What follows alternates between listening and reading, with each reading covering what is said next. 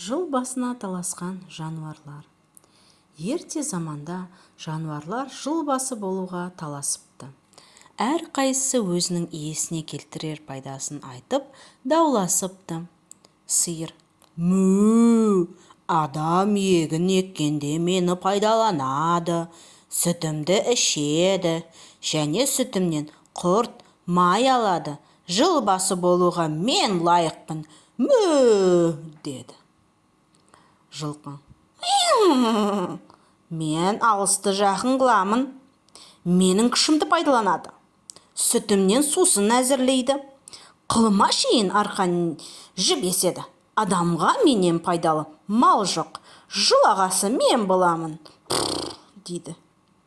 Сонда түйе тұрып былай дейді: «Сен адамның жұмысын істесең, өз тамағың үшін құл болдың.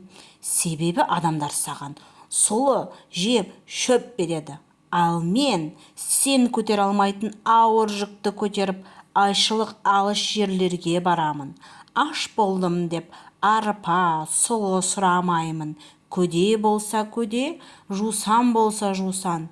Не кез келсе, соны қорек етіп, табылса су ішіп, табылмаса шөлде де жүре беремін. Жыл басы болуға мен лайықпын» дейді. Қой өз кезегі келгенде: «Мә, мен болмасам, қазақ үйін немен жабар еді? Жүнімнен киіз басады, жабағымнан киім тігеді, арқан жіп еседі. Сүтімнен құрт май алады, шаруаға менен жайлыларың жоқ» дейді. Ит болса: «Мен болмасам сендерді ұрылар ұрлап, немесе қасқыр жеп таусар еді. Мен сендердің барлығыңды күзетемін. Дұшпан көрінсе абалап үріп, иеме хабар беремін» деді. Тауық: «Қат, мен болмасам иеміз ерте тұра алмай, ұйықтап жұмысынан қалар еді. Мен таңертең тұрып, таң атты деп шақырып хабарлаймын. Кеш болса, жатар мезгіл болды деп тағы шақырамын» деді.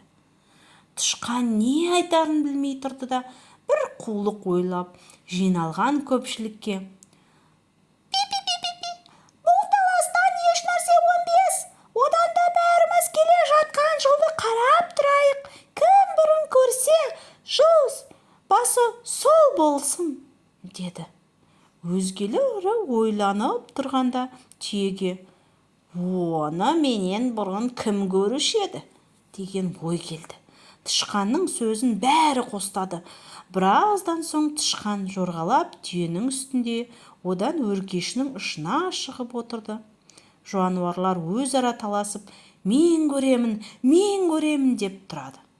Бірақ олар ең биікте отырған тышқанды көрсе де еш нәрсе демепті. Сондықтан да жылды бәрінен бұрын тышқан көріп, хабар беріп, жыл басы болыпты. Ал түйе бойына сеніп жылдан құр қалыпты.